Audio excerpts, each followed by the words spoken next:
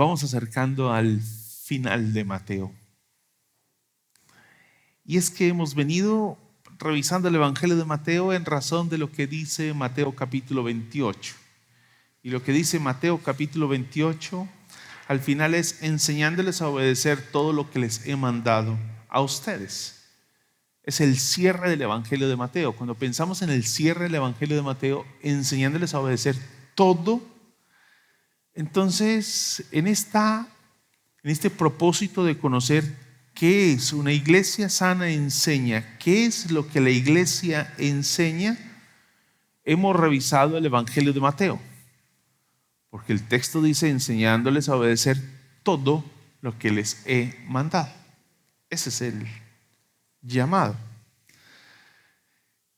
Y ya hoy cerramos el capítulo, el asunto de una iglesia sana enseña con el último discurso de Mateo. Y es un discurso bien interesante en un tiempo como el que vivimos. Vivimos en una época muy apocalíptica. Y usted dirá, ¿ya se va a atrever a hablar del que Cristo viene pronto? Creo que por el tiempo que me han escuchado aquí en la iglesia predicar, nunca he pretendido decir que estamos en los últimos tiempos. En términos como se especula hoy, de que ya Cristo está que viene. No, nunca me he parado en el púlpito a decir algo como eso. Sí sé que Cristo viene. Lo que no sé es cuándo, pero Cristo viene. Pero en esta época tan apocalíptica que vivimos, donde estamos haciendo, bueno, no todo el mundo, pero sí una gran población, aún los más escépticos al cristianismo, ven algunos eventos como muy, como que anuncian cosas como el fin del mundo. Ustedes recordarán lo que sucedió en el siglo pasado, cuando estábamos en ese paso del siglo XIX, del siglo XX al siglo XXI, esa expectativa que se generó en el año de 1999 y esos últimos años del siglo pasado, cuando nos íbamos acercando al año 2000, hubo una fuerte especulación de qué iba a pasar, de que eso era el fin.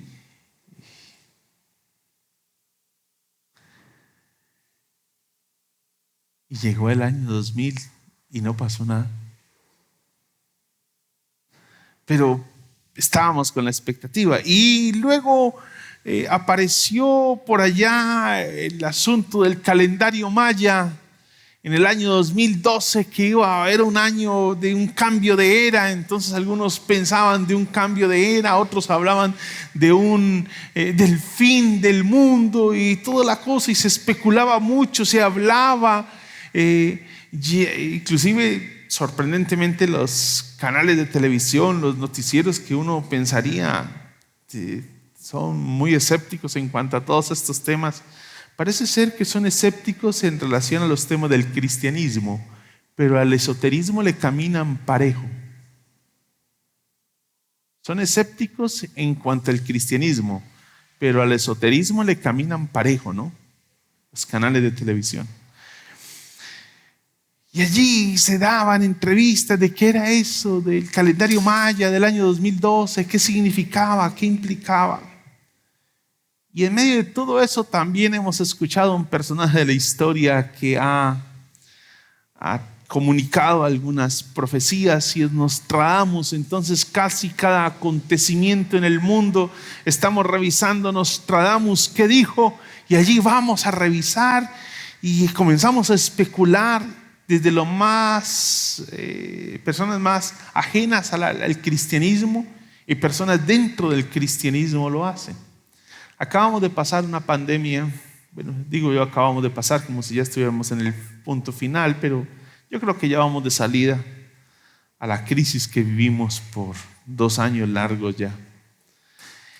Y cuando estábamos en medio de la pandemia, creo que había una sensación de de fin, una sensación de juicio. Inclusive se especulaba mucho acerca de ya viene el fin, va a llegar el fin, esto es el fin, esto es el juicio de Dios. No pongo en duda que sea un trato de Dios para con la humanidad, y que conste, no solo para la humanidad, sino para la iglesia. Porque a veces los cristianos estamos mirando cómo Dios está tratando a los de allá, ¿no? Entonces nosotros somos aquí, no, es que el mundo está muy vuelto al pecado y todas las cosas. Estamos como el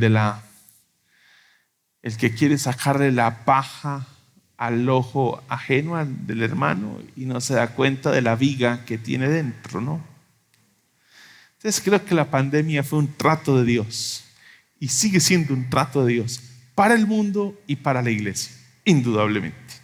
En eso no nos debe caber la menor duda. Pero también debemos reconocer que hubo muchos vaticinios en torno a la pandemia. Se hablaba, se especulaba del fin, de que ya esto viene en un deterioro. Y por allá apareció Wuhan como el lugar donde nació o se desarrolló este virus. Entonces algún lector curioso encontró por allá que otro novelista o alguien por allá había escrito en no sé qué época, había escrito algo y había anunciado en su escrito que de Wuhan iba a salir un virus que iba a afectar al mundo. Y ahí está, se está cumpliendo. Son señales del fin. Una serie de anuncios, supersticiones.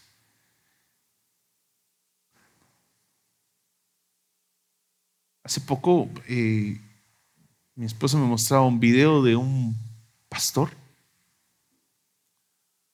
que estaba hablando de la guerra en Ucrania y decía: yo no quiero sembrarles temor, pero aquí entre nosotros nomás, para que oremos. Viene ya, Cristo está a la puerta.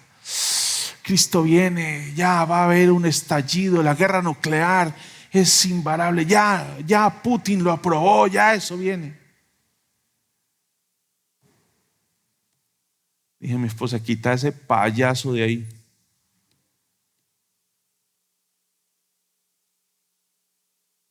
Quita ese payaso de ahí. Vergonzoso que los creyentes estemos en esas cosas, ¿no? ¿Cómo hemos especulado en cuanto al 666?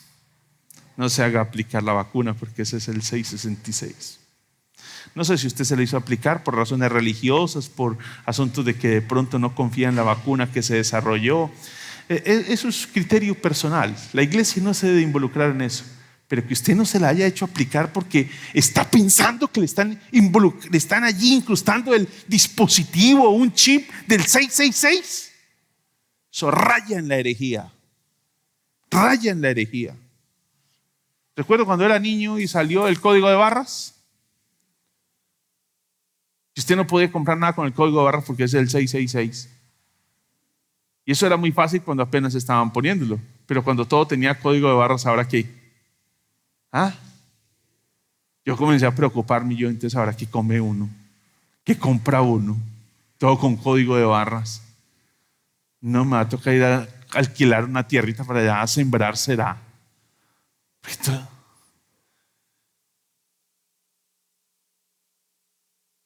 Esa es la realidad que vivimos. Vivimos una época apocalíptica, y cuando pienso en una época apocalíptica es que estamos nosotros haciendo lectura. Y a propósito, no hemos sido los únicos en la historia.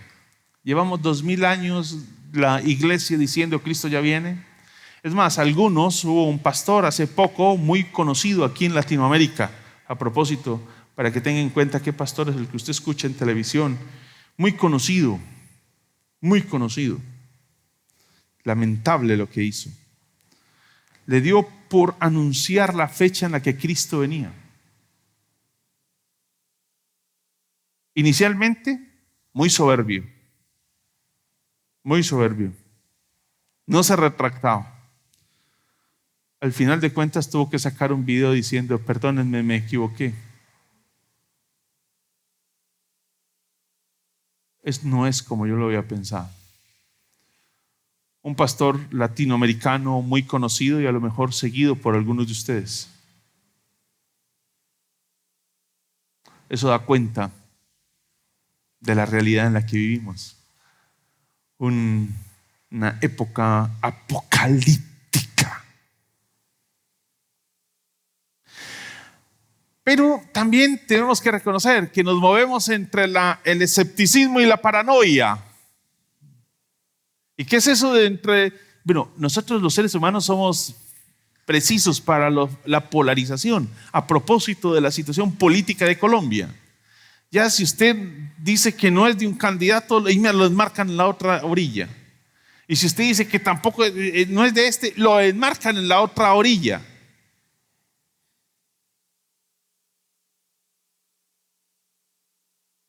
Yo quisiera ver un debate de altura de los candidatos más opcionados en Colombia. Pero esos debates de ahora son unos debates pobres y populistas. Perdónenme que se los diga. Pobres y populistas. Los dos candidatos preferidos por Colombia para su elección son dos candidatos pobres en sus discursos y populistas. Pobres y populistas. Pero ahí nos movemos. Nos gusta la polaridad. Nos gusta que nos endulcen el oído. Cualquiera de los dos que pinte mejor nos vamos. No hemos conocido un debate de altura en Colombia en cuanto al futuro político y administrativo de nuestra nación. Por lo menos en mi generación no lo conocemos. Por ahí escuchaba de un debate de altura que se dio en algún momento de la historia que me hubiera encantado escucharlo, pero no los debates pobres y sin argumentos de nuestro tiempo, más que estar echando basura al uno y al otro. Pero también en esto nos llevamos en los extremos y nos movemos entre el escepticismo y la paranoia. Y somos escépticos porque vivimos en medio de una generación. Los jóvenes, ¿qué piensan hoy del fin del mundo? Fin del mundo es lo que yo estoy viviendo hoy. El fin del mundo me llega con la muerte. Las nuevas generaciones no piensan en fin del mundo. Eso del fin del mundo no es algo a lo que estén, en lo que los trasnoche. Lo que los trasnocha es poder y luchar por retener y sostener un eterno presente. Eso es lo que los trasnocha. Porque están aferrados a esta realidad que no quieren. No hay forma de pensar en una realidad eterna. No, ese concepto no existe en las nuevas generaciones. Hay una forma, una valoración por este presente que buscamos retenerlo a toda costa. Usted dirá, tan exagerado. Mire los valores sobre los cuales dirigimos nuestra vida. ¿Cuáles son los valores sobre los cuales estamos tomando decisiones? ¿Cuáles son los principios que rigen nuestra toma de decisiones? Y usted se dará cuenta si sí o no estamos aferrados a este tiempo presente y queremos vivir en un eterno presente. El materialismo, principio que rige nuestra forma de pensar y forma de vida, es parte de querer sostener ese eterno presente. La estética, como se desarrolla en nuestro tiempo. Y dice, aferrarnos a ese tiempo presente. Pensamos que el fin del mundo es cuando uno se muere. Ahí llegó el fin del mundo. Y el infierno es una realidad que se vive aquí. De hecho, yo en mi casa, dicen algunos, vivo un infierno. Si hay algo peor que eso, olvídese. Es lamentable, pero es lo que piensan las personas. Solo viven en un aquí y un ahora. Pero por otro lado tenemos la paranoia. Ya les dije del pastor que se atrevió a señalar una fecha de cuando Cristo viene y lo anunció en las redes sociales, lo publicó, lo vaticinó, y no ha sido el único. No ha sido el único. En la historia han surgido cantidades el siglo pasado. ¿Cuántos grupos religiosos se fueron a internarse a la selva o a algún lugar porque ya iba a venir el Señor y lo fueron a esperar? cuántos accidentes, cuántas muertes en grupo han surgido en la humanidad en esa espera de que Cristo ya viene. Una paranoia en la que todo ya, esto sucedió, entonces mire, es por acá que Cristo viene. Creo que es parte de nuestra atención y desconocimiento de la Escritura. Perdónenme que lo deba decir de esa forma tan precisa. Nuestro escepticismo y nuestra paranoia no es más que la muestra de nuestro desconocimiento de la Escritura. Porque la Escritura no da ni para el escepticismo ni para la paranoia. No da. El último discurso, que es el capítulo 24 y 25, de lo cual ya leímos al inicio del culto, los 8 primeros versículos.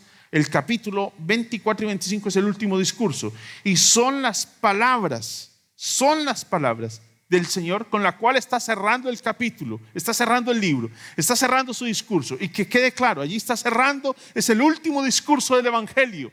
¿Qué es lo que resta después del Evangelio? Después de este último discurso, al Señor Jesús solo le resta algo, y es la pasión, muerte y resurrección. Porque en el capítulo 26 efectivamente comienza la pasión, muerte y resurrección. Ya no hay más que decir después de este último capítulo. No hay más que decir. Aquí termina todo ese proceso pedagógico de enseñanza del Señor. Cuando pensamos en esto, y en que el capítulo 24 y 25 nos está hablando de la inminencia del juicio de Dios. Esto para los escépticos, la inminencia es algo inminente. El juicio de Dios es algo inminente. Pero para los paranoicos, el texto se encarga de decir que no sabemos ni el día ni la hora. No lo sabemos. No lo sabemos. Y este discurso que está aquí narrado son palabras de Dios. Y creo que la manera de cerrar el Evangelio, lo que nos está comunicando es: quienes no le han dado importancia a lo que Jesús ha venido enseñando por 4 discursos, ellos habrán labrado su propia ruina, porque habrá un juicio final. Y eso no requiere de mi fe, no requiere de mi conocimiento, no requiere de mi aceptación o aprobación. Habrá un juicio, es inminente.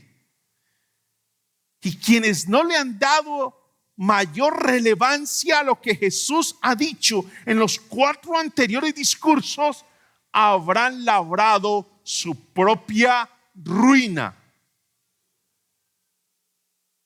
Es lo que el Señor está comunicando, lo que el Evangelio nos quiere comunicar, lo que el Evangelio pretende comunicar. Este quinto discurso se da en un lugar muy similar al cuarto discurso. Y el cuarto discurso, primer discurso, se da en un monte, ahí a orillas, muy cerca al mar de Galilea, posiblemente al fondo del primer discurso se logra ver el mar de Galilea. Primer discurso, que es Sermón de la Montaña, capítulos 5, 6 y 7.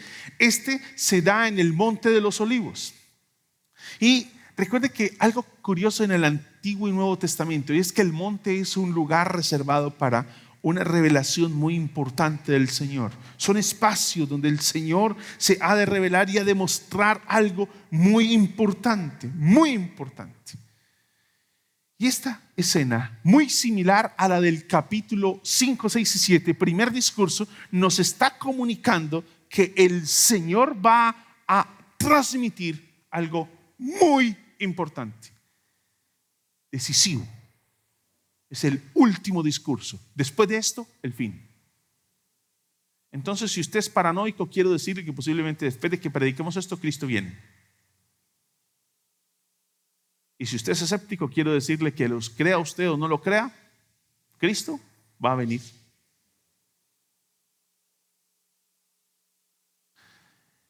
Este discurso se divide en Tres partes, teniendo claro que los tres primeros versículos son la introducción y es la pregunta de los discípulos. Y la pregunta de los discípulos hacia Jesús es: ¿cuándo sucederá esto? ¿Y cuál será la señal de tu venida y del fin del mundo? Es lo que le están preguntando los discípulos al Señor Jesús en el versículo 3. ¿Cuándo sucederá esto? ¿Y qué es eso? ¿Qué es esto? ¿Qué es eso a lo que están haciendo referencia los discípulos en la pregunta? La pregunta tiene dos partes. ¿Cuándo sucederá esto?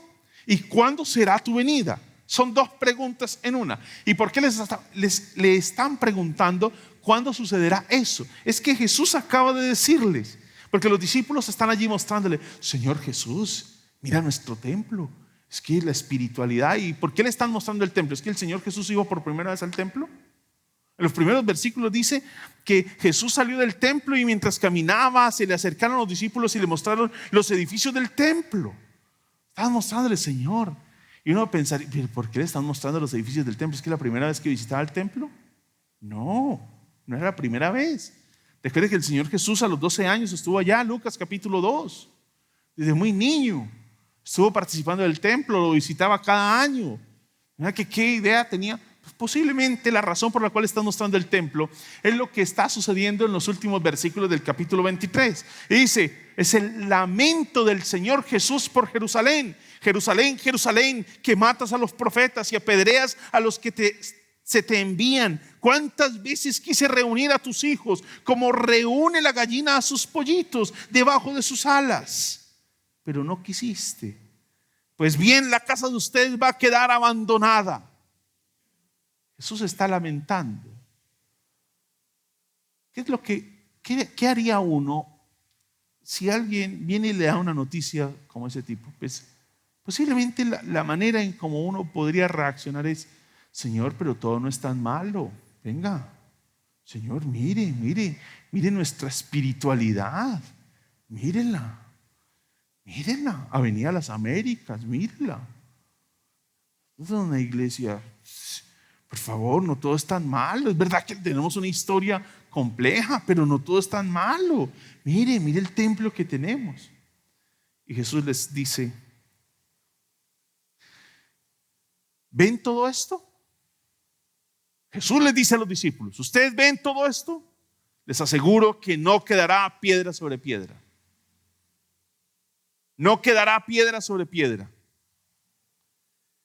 Y esa introducción da lugar entonces a todo el desarrollo del discurso, que se divide en tres partes. La primera es una sección en la que el Señor Jesús va a hablarle del fin, pero va a manejar el tema del fin de la siguiente forma. Primero les dice lo que va a ocurrir y no es el fin, y luego les dice: pero cuando vean esto, ese sí es el fin. ¿Sí? Cuando vean estas cosas, todavía no es el fin. Pero cuando vean esto, ese sí es el fin. Y va a repetir de varias formas esa palabra fin, la va a usar de manera reiterada, la va a usar.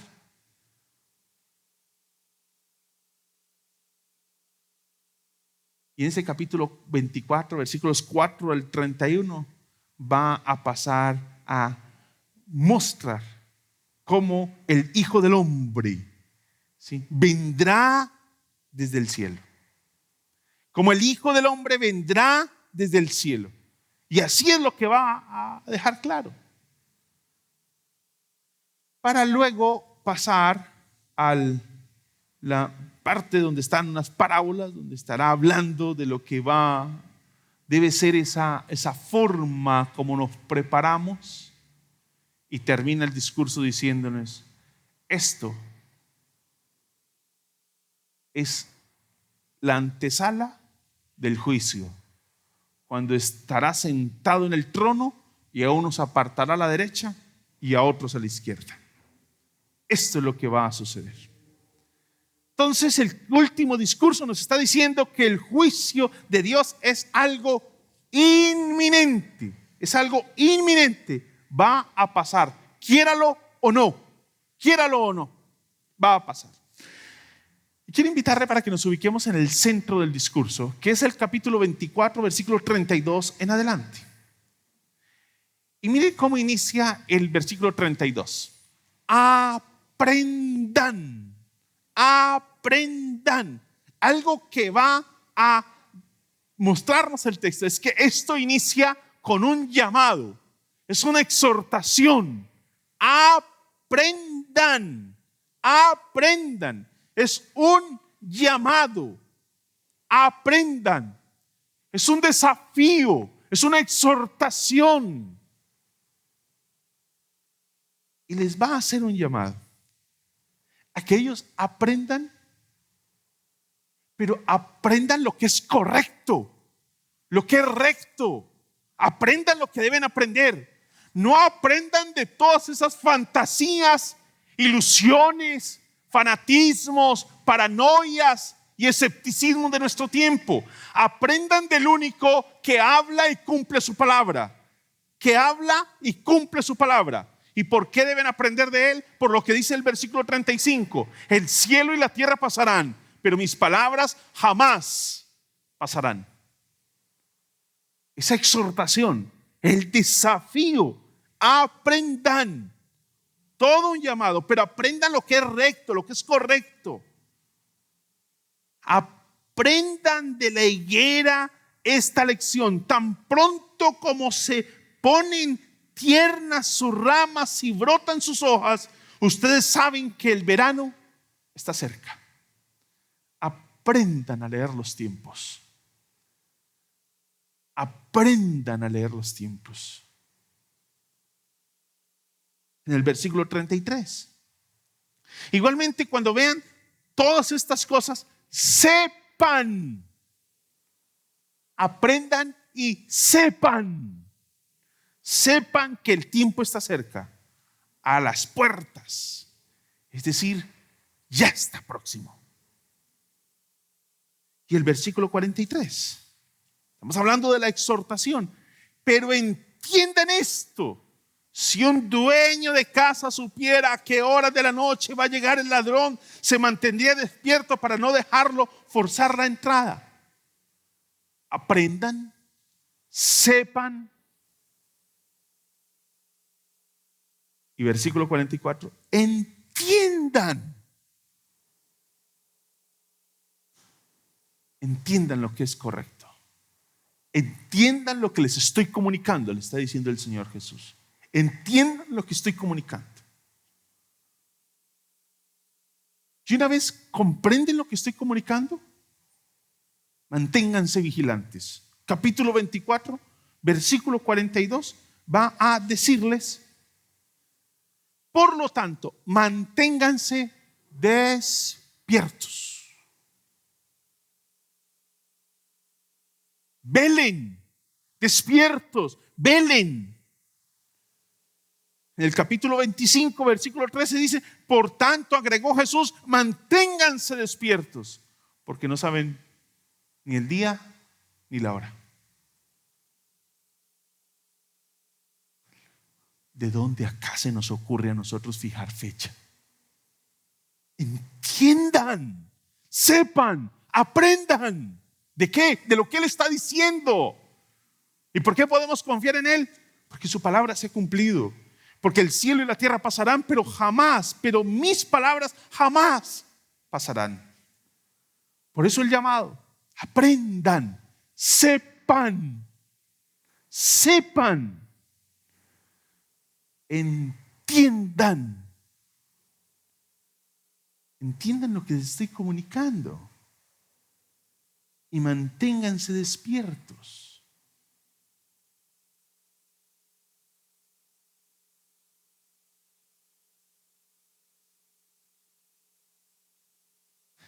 Esa instrucción, ese llamado: aprendan, sepan, entiendan, va acompañada de una reiterada instrucción. O sea, algo que se va a repetir, reiterado, es frecuente, una reiterada instrucción. Y es en el capítulo 24, versículo 36, dice: pero en cuanto al día y la hora, nadie lo sabe, ni siquiera los ángeles en el cielo, ni el Hijo, sino solo el Padre. Mire lo reiterado que es el tema. Nadie lo sabe. Versículo 39. y no supieron nada de lo que sucedería hasta que llegó el diluvio y se los llevó a todos. Así será en la venida del Hijo del Hombre. ¿Y qué es ese texto? ¿A qué hace referencia? Pues que el Señor Jesús está citando a Noé, el diluvio. Nadie sabía cuándo iba a ser, pero había que estar pendiente de las señales. Nadie sabía cuándo, pero había que estar pendiente, despiertos. Se durmieron y ahí quedaron. Y no supieron nada de lo que sucedería hasta que llegó el diluvio y se lo llevó a todos. No se mantuvieron despiertos. El versículo 42. Por tanto, manténganse despiertos porque no saben qué día vendrá su Señor. No saben qué día vendrá. Si ven lo reiterado que es el tema, entiendan, sepan, conozcan. Por favor, no se dejen llevar por los paranoicos que tenemos en nuestro tiempo. Entiendan. Recuerdo muy bien, hace unos años atrás, eso puede haber sido hace unos 20 años quizá, hubo un suceso en Colombia, se me olvida cuál fue. El hecho es que la iglesia en Medellín se escandalizó. Yo no sé si eso llegaría a afectar la iglesia aquí en Cali, pero la iglesia en Medellín, en general la iglesia se escandalizó porque un falso profeta. El texto va a hablar de falsos profetas. Ahorita lo verá. Un falso profeta profetizó que para Medellín venía un temblor de tierra como juicio para la ciudad. El próximo año. O sea, al año siguiente de que se dio la profecía, ¿no? Al año siguiente. Eso escandalizó la ciudad. Lo anunció por la radio el falso profeta. No sé por qué no lo apedreamos después, pero me babía por tirarle una piedra.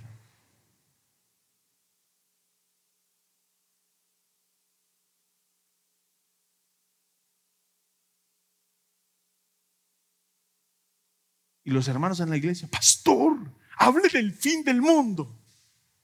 Sí, Cristo viene. ¿Qué más hay que decir? Que no sabemos cuándo. No, temblores. ¿Y por qué se asusta usted que vienen temblores y todas esas cosas? ¿Por qué se asusta? ¿Por qué se asusta? ¿Porque lo dice un falso profeta en la radio? Jesús lo dijo hace 2000 años. ¿Y por qué no temblamos ante la palabra de Jesús? ¿Por qué temblamos ante la palabra de ese falso profeta y no temblamos ante la palabra de Jesús? La palabra de ese profeta se cayó, la palabra de Jesús jamás se caerá. Jamás se caerá. La palabra de ese falso profeta se cayó. Pero andamos como en un tratar de revisar qué es lo que dicen allí y allá, tal profeta, tal apóstol, tal pastor, qué nueva noticia nos da. Nadie lo sabe, nadie. Porque no saben el día que vendrá su Señor, no saben. El versículo 50, el día en que el siervo menos lo espere y a la hora menos pensada, el Señor volverá. ¿Qué nos pasa, iglesia? Aprendan, sepan, entiendan, recuerden la exhortación que le hace el Señor Jesús en el centro del discurso.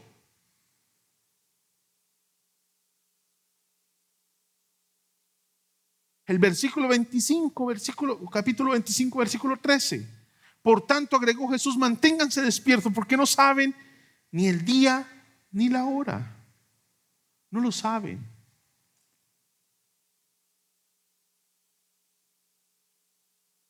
Y luego va a entrar a partir del versículo 14 2 parábolas. Luego del Señor Jesús decirle, entiendan, sepan, aprendan. No sabemos el día y la hora. Le va a entrar el Señor Jesús, va con 2 parábolas enfocadas a la idea de tener el conocimiento adecuado y la conducta adecuada frente a la realidad e inminencia de la venida del Hijo de Dios. ¿Y cuál es la conducta? La narrada allí en las parábolas que usted puede leer en casa. La idea de estar preparados porque no sabemos cuándo aparecerá frente a la inminencia del juicio de Dios. Un juicio en el cual todas las naciones van a comparecer delante de Él y se dará ahora, estando ante el tribunal, una sentencia desde el alto tribunal, y que conste, no es sobornable. No es sobornable ese alto tribunal. No maneja parcialidad. No es posible comprarse ese tribunal. Vamos a comparecer frente a ese alto tribunal. Y ahora, ¿qué es entonces lo que necesitamos aprender? ¿Qué es lo que necesitamos saber? ¿Qué es lo que necesitamos entender? Ya entendimos que no sabemos cuándo viene, pero entonces, ¿qué es lo que necesitamos entender frente a esa realidad de que no sabemos la hora? Lo que debemos entender, cuáles son las señales o cuál es la señal. Y es lo que nos va a decir el versículo 4 al 31 del capítulo 24. ¿Cuál es la señal? Tome atenta nota para que sepa cuándo viene Cristo, la fecha y la hora. Tengan, para que se prepare. Lo que el Señor en el capítulo 24, versículo 4 al 31, va a señalarnos es que aún no es el fin y ya es el fin. Es la manera en cómo lo va a manejar. Mira el versículo 4. Jesús les dijo, no dejen que nadie los engañe. Perdóneme, pero la inocencia de los creyentes de nuestro tiempo raya en no sé qué cosa.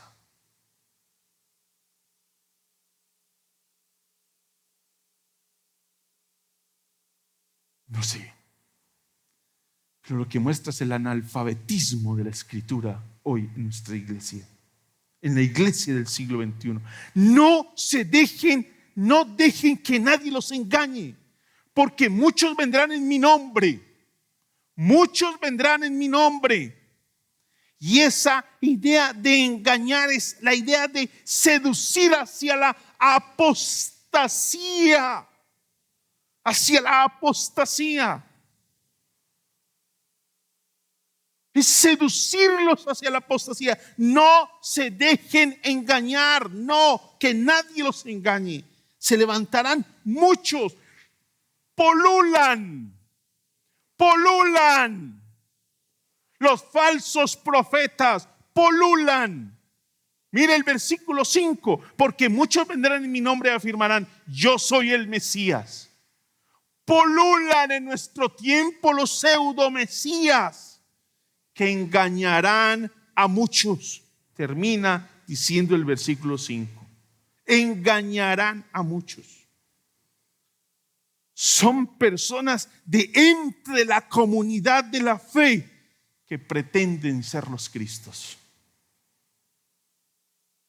El versículo 11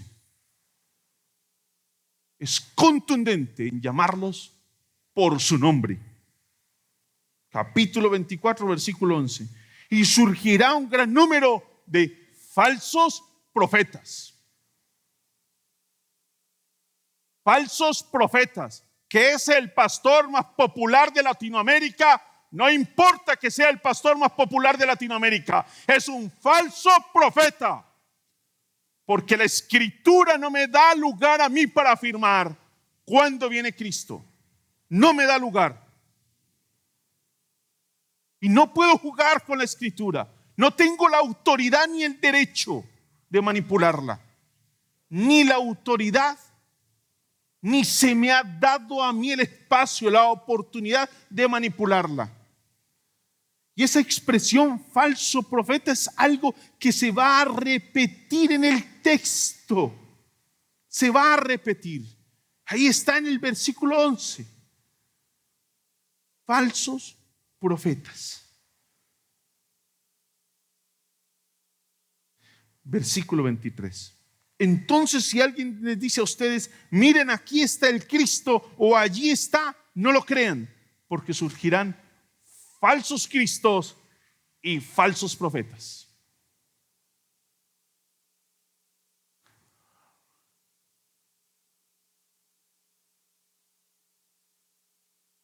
De esas cosas que me puse a buscar, casi nunca lo hago, pero me puse a buscar eso de falsos profetas. Y me encontré con un señor que yo no sé si es mi hermano en Cristo, será mi primo o ya ni familia somos. No sé. Pero que anda profetizando a diestra y siniestra terremotos, desastres, catástrofes. Y cada vez que pronuncia uno, tiene que salir después a decir, perdón, me equivoqué. Pero sigue denominándose profeta. No sé qué payaso será. Lo más tremendo es que todavía sigue teniendo auditorio dentro de las iglesias. Como 3 o 4 profecías le escuché al tipo. Sale y profetiza. Y luego dice, no, perdón, me equivoqué. Es que tuve un error de interpretación de las palabras de Dios cuando me las dio allá en el tercer cielo y no sé qué vaina y estaba allí. Seguramente no escuché bien.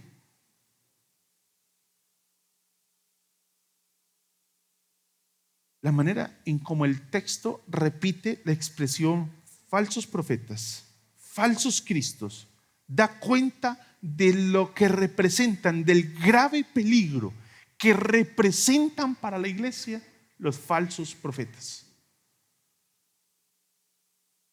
Por eso en la insistencia, aprendan, hermanos, sepan, entiendan, sepan, entiendan. El versículo 6 dice, ustedes oirán de guerras y rumores de guerras, pero procuren no alarmarse. Es necesario que esto suceda, pero no será todavía el fin. Mire la manera en cómo termina. Se levantará nación contra nación y reino contra reino. Habrá hambres, terremotos por todas partes. Todo esto será apenas el comienzo de los dolores. Parece que aquí en el versículo 6 inicia a dar respuesta a parte de la pregunta que los discípulos han formulado. Y la expresión del Señor Jesús, mire lo que va a ocurrir, pero esto aún no es el fin. Lo cierto es que cuando usted mira la historia de estos últimos 2000 años, la realidad es que la humanidad se ha movido entre temblores, se ha movido entre guerras. Tenemos el siglo pasado, cuando teníamos la expectativa más alta en el ser humano. Principios del siglo pasado, finales del siglo antepasado, había una expectativa altísima en el ser humano, con unas estructuras y filosofías donde el ser humano era el centro, lo más grande. ¿Y cómo es que en pleno momento en el que el ser humano es encumbrado a esa altura, se da lo inesperado? Las 2 grandes guerras mundiales que ha tenido la humanidad. Se vino al traste la grandeza del ser humano. Eso fue a principios del siglo pasado. Ahora estamos, el siglo pasado lo terminamos con una tensión de una guerra ahí en el Medio Oriente. No sabíamos qué iba a pasar, el mundo islámico con todo lo que sucedió. Y a principio de este siglo también la tensión que hubo frente a toda la invasión de los golpes de las Torres Gemelas y todo esto, todo lo que se genera y la expectativa que hay. Y estamos pensando, ya es el fin. El Señor les dice, aún no es el fin, aún no. Ahora que estamos frente a este suceso histórico, Ucrania siendo invadido por Rusia, la Unión Europea, la tensión de una posible guerra donde ya hayan involucradas asuntos nucleares, nos llena de tensión. Pensamos, este es el fin. Yo no sé si es el fin, no lo sé. Pero si alguien debería tener tranquilidad en este momento de la historia de la iglesia, si alguien debería tener paz en medio del caos mundial, es la iglesia.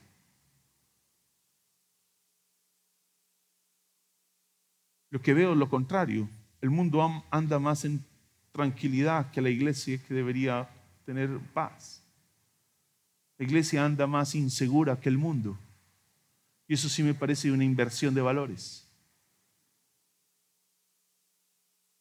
El mundo, con sus nuevas políticas de emprendimiento y toda la cosa, anda buscando, bueno, ¿qué emprendimiento vamos a hacer? Porque esto va a reventar, esta guerra va a estallar así, y esta va a estallar, ¿qué emprendimiento? ¿Cómo vamos a salir para salir adelante? Y la iglesia está, Señor, el mundo se va a acabar. Señor. Y el mundo está pensando, ¿qué hacemos? ¿Qué emprendimiento vamos a hacer? Necesitamos comenzar a salir adelante, surgir. El mundo está pensando cómo proyectarse. Y la iglesia está encerrada lamentando que el mundo se va a acabar. Eso da cuenta de que no hemos entendido el aprendan, sepan, entiendan. Aún no es el fin. Aún no es el fin. La historia de la humanidad está permeada por una permanente tensión, guerras, conflictos, terremotos, temblores, está permeada. Y lo que está diciendo el texto es, aún no es el fin, es el comienzo del fin. Es que vamos camino al fin, no es el fin, es el comienzo del fin, dice el versículo 8. Y lo que pasa a decirnos ahora es a describir el destino de los creyentes. ¿Y qué es lo que va a pasar con los creyentes? Pues los creyentes van a vivir una tensión. Y esa tensión vendrá desde fuera y vendrá una tensión desde dentro. Y como una tensión desde fuera, lo narrado en el versículo 9, entonces los entregarán a ustedes para que los persigan y los maten, los odiarán todas las naciones por causa de mi nombre. ¿Qué significa eso? Recuerda que el versículo 8 es el encabezado de este versículo 9. Y el versículo 8 dice, y todo esto será el principio de dolores. ¿Cuál es entonces el inicio del fin? Ese momento en el que ya es el fin. Versículo 9. Los entregarán a ustedes, los perseguirán y los matarán por causa del nombre de Jesús. Ese sí es el fin. Ese es el fin. En aquel tiempo muchos se apartarán de la fe, otros se traicionarán y se odiarán, y surgirán un número de falsos profetas, engañarán a muchos, habrá tanta maldad que el amor de muchos se enfriará, pero el que se mantenga firme hasta el fin será salvo. Y este evangelio del reino se predicará en todo el mundo como testimonio a todas las naciones, y entonces vendrá el fin. ¿Por qué nos asustan los temblores? No, bueno, todos nos asustamos con un temblor. Yo no esperaría que todos nos sentáramos a reírnos. Pero ¿por qué esa tensión de que un temblor entonces ya viene el fin? No, es el comienzo de dolores. El fin es lo que va a vivir la iglesia. Las tensiones que vendrán desde fuera. Las tensiones que vendrán desde fuera. Y el texto 9, versículo 9 dice, los entregarán y los matarán, así dice. ¿Por qué? Por causa de su nombre.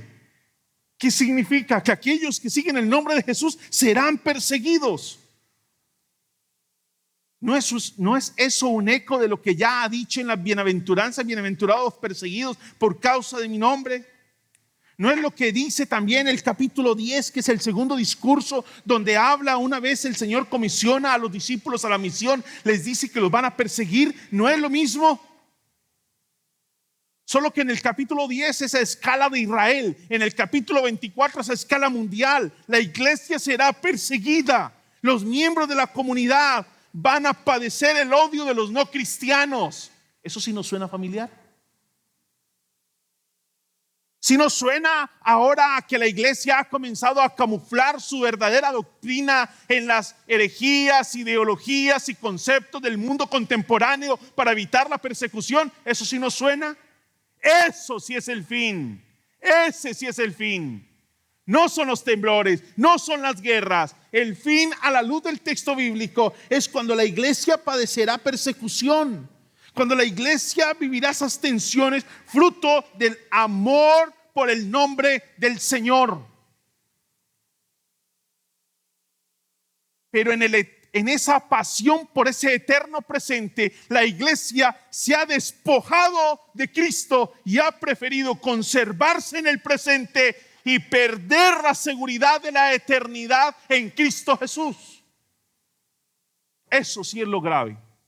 Que la iglesia ha perdido la noción de la eternidad para comenzar a tener una sobrevaloración del presente a tal punto que no hemos reparado ni hemos tenido ningún reparo en renunciar a las doctrinas que sean necesarias para evitar la persecución. Le tenemos miedo a los estamentos políticos y jurídicos de nuestro tiempo y nos doblegamos ante las ideologías contemporáneas. ¿Por qué? Porque vivimos en un eterno presente que no queremos soltar. Y hemos perdido la noción de la eternidad. Y que quede claro, el capítulo 24 y 25 nos está diciendo: el juicio es inminente y hay eternidad.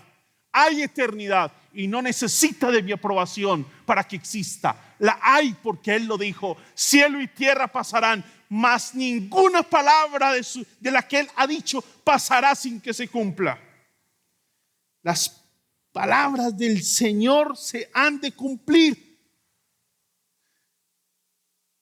Pero que conste, porque es muy fuerte el texto. El texto dice que la comunidad de la fe serán engañados. Y hay un texto que no podemos ahondarlo, pero sí no podemos pasarlo por alto. Pero el que se mantenga firme hasta el fin será salvo. De manera que hay muchos que profesan hoy ser parte de la iglesia, que no serán parte de la iglesia en la eternidad. Y no estoy hablando aquí de una negación de una doctrina de la Escritura, y es la seguridad de que somos parte del pueblo de Dios solo por la gracia del Señor y no por nuestras obras. Pero sí queda claro que una evidencia del pueblo de Dios es que permanece firme hasta el fin. Firme. Se apartarán falsos profetas y la maldad será tal que el amor de muchos se enfriará.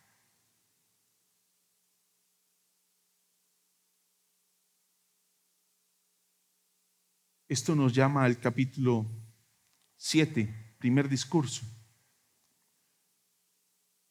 ¿Te recuerda que dice que se levantarán falsos profetas y que por su fruto los conoceréis? Capítulo 7, versículo 15 al 23. El capítulo 18, versículo 6 al 9, tercer discurso, habla de las trampas. Cuarto discurso. Aquí hay una nota, y es que el evangelista destaca la advertencia sobre la apostasía en la iglesia. Habrá apostasía.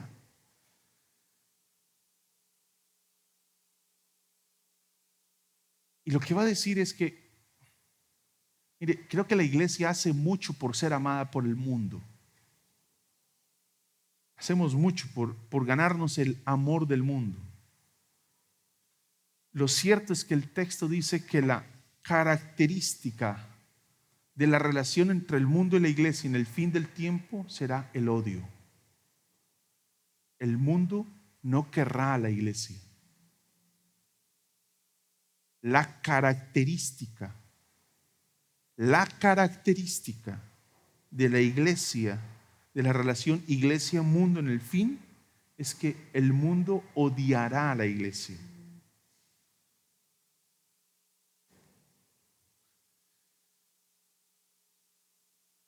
Y ese versículo 12 termina diciéndonos que habrá tanta maldad que el amor de muchos se enfriará. Bueno, no debemos perder de vista algo, y es que hay unas tensiones que surgirán desde fuera y otras desde dentro, porque desde dentro surgirán los falsos profetas. Está en el versículo 4, está en el versículo 11. Está la idea de los falsos profetas. Y dice que habrá tanta maldad que el amor de muchos se enfriará. Es que el amor es simbolizado como por el calor, ¿no? Por esa devoción, esa entrega. Pero será tal la maldad que el amor se enfriará. Queremos en una frialdad en nuestra entrega y devoción al Señor. Nos suena un poquito esto del primer amor, ¿no? Aunque la comprensión que tenemos del texto hoy es muy vaga y muy desafortunada, porque tenemos unos conceptos de primer amor muy ajenos a lo que en realidad pretende la Escritura comunicar. Creo que la Escritura nos está desafiando a nosotros a permanecer firmes. Y una evidencia es el odio y otra es la pérdida del primer amor. Ese amor de muchos se enfriará. Y el versículo 13, que es donde 13 y 14 dice: pero el que se mantenga firme hasta el fin será salvo, y este evangelio del reino se predicará a todo el mundo. ¿Qué es el llamado? El versículo 13, ante la terrible experiencia que viene dándose de esa tensión entre el mundo y la iglesia, de la apostasía, del desamor, en medio de todo eso, ¿dónde está la esperanza? Si estamos perdiendo nuestra seguridad aquí en el presente, la seguridad ya no está aquí en nuestro presente.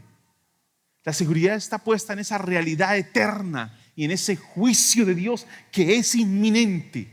Es inminente. Allí es donde pone la iglesia la mirada y exhorta a los que están escuchando este quinto discurso, los exhorta a perseverar hasta que llegue ese momento del fin. Aunque el presente parece diluirse, la seguridad del presente parece acabarse, toda la crisis parece volverse contra la iglesia, nada resulta estable frente a esa realidad. Lo que deja claro el texto es: manténganse firmes, porque hay un futuro glorioso. Manténganse firmes porque hay un futuro glorioso. Y es así como en el versículo 14 se va a desafiar a la iglesia a algo que está vaticinando lo que va a decir el capítulo 28, versículo 20. Y cómo lo vaticina o anuncia ese cierre del evangelio es anunciado desde aquí, cuando dice el versículo 14 que el llamado ante la inminencia del juicio de Dios es la predicación del evangelio. ¿Y por qué la predicación del evangelio? Porque si por algo debería usted sentir tristeza, no es porque el mundo se va a acabar, no es porque viene el fin, es porque muchas de las personas que usted ama van a morir sin Cristo y serán parte de esos que serán apartados a la izquierda. No por la pérdida de seguridad de que usted es de la derecha, sino porque muchas de las personas que nosotros amamos no formarán parte de ese grupo de la derecha, sino que será de la izquierda. Apartados de mí, nunca os conocí, capítulo 7. Nunca los conocí, no los conozco. Señor, en tu nombre profetizamos, no los conozco, no son de los míos. Si algo debe dolerle a la iglesia hoy, no es el temor a perder la seguridad de la que gozamos, es el temor a que muchos de los que hoy amamos y caminan con nosotros morirán sin Cristo. Eso debe ser nuestra tristeza, nuestro mayor dolor, lo que nos aflige hoy. Por eso el mandato misional del capítulo 28: vayan y hagan discípulos, porque el juicio es inminente. El juicio es inminente. El texto concluye con una mirada que nos lanza al horizonte y nos deja claro: cuando el evangelio se anuncie en todas las partes del mundo, entonces vendrá el fin. Por eso el llamado con esas exhortaciones: aprendan, sepan, entiendan, vigilen, manténganse despiertos, perseveren en la verdad. El día y la hora no lo sabemos. Por eso manténganse firmes, claros, como las vírgenes sensatas, pensando que en cualquier momento aparecerá el Rey de Gloria, que como vino una vez, volverá por segunda vez. Y aunque vivamos la pérdida de nuestra seguridad al presente, en Cristo tenemos una eternidad gloriosa, porque Él ha venido y volverá por segunda vez. Esa es nuestra esperanza hoy como iglesia. Recuerde sus palabras, las palabras de Dios en este evangelio están dadas para que nosotros las pensemos. Y quienes no le han dado la importancia de vida habrán labrado su propia ruina. No fue Dios quien los arruinó, fue su obstinación y pecado lo que los sumió en la profunda crisis. Este evangelio fue escrito en medio de y para una iglesia perseguida, en medio de y para una iglesia perseguida. ¿Cómo estamos nosotros viviendo hoy en medio del escepticismo y la paranoia? ¿Somos parte de esos que pensamos que nuestro infierno es esta realidad presente? Que no habrá fin del mundo. El fin del mundo es la muerte. ¿O eres de los que anda pensando y escuchando cuanto predicador y falso profeta se levanta en la radio y redes de comunicación, medios de comunicación masivos, informándonos el día y la hora de cuándo viene Cristo?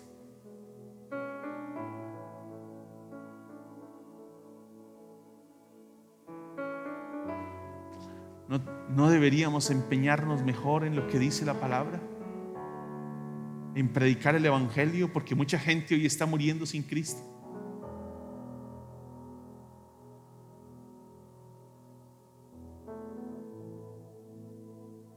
En vez de vivir en esa especulación en cuanto a las señales del fin, ¿no valdría mejor sentarse y meditar qué es el llamado del Señor para la iglesia en un momento como el que estamos viviendo, frente a una pandemia, frente a una posible guerra nuclear? ¿Qué debe ser la iglesia? ¿Sentarse a llorar porque el mundo se va a acabar? No. Levantarse y predicarle al mundo que Cristo viene y que la seguridad de ese mundo no está en Putin, ni en la Unión Europea, ni en las decisiones de Estados Unidos, ni en las decisiones del presidente de Ucrania. Están en las manos del Señor soberano de la creación, que vino una vez y volverá por segunda vez.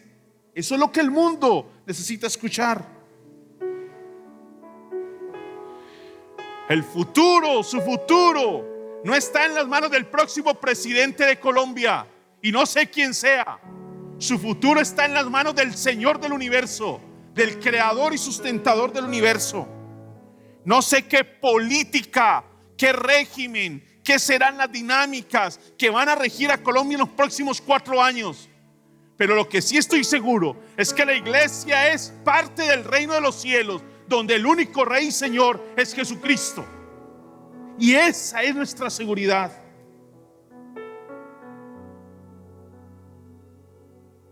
Discutimos más hoy sobre quién será el próximo presidente de Colombia que sobre la realidad de que Cristo viene por segunda vez, y necesitamos hoy anunciarle al mundo una seguridad que está perdiendo, porque la están perdiendo. ¿Sabes por qué los índices de suicidio están creciendo en el mundo? ¿Sabes por qué las familias se desintegran? Hombres y mujeres desesperanzados, caminando como zombies por las calles.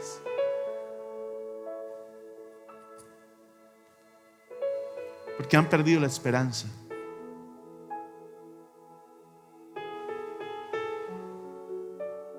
Perdieron la esperanza. Capítulo 24 y 25 de Mateo es un texto de esperanza o de profundo desconsuelo. Esperanza para el creyente y para el no creyente de profundo desconsuelo. Porque cielo y tierra pasarán, pero mis palabras jamás pasarán, dice el Señor Jesús. No las palabras del pastor de turno. Esas palabras del pastor de turno, vaya y venga. Vaya y venga. Por afamado que sea el hombre, vaya y venga. La palabra que ha de permanecer son las palabras del Hijo de Dios. Esas son las palabras que han de permanecer.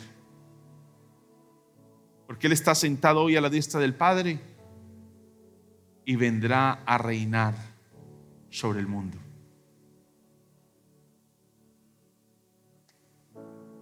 ¿Tienes tú la seguridad hoy?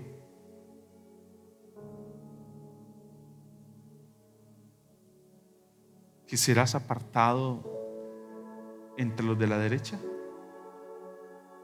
Incline su rostro allí delante del Señor y agradezca a Dios.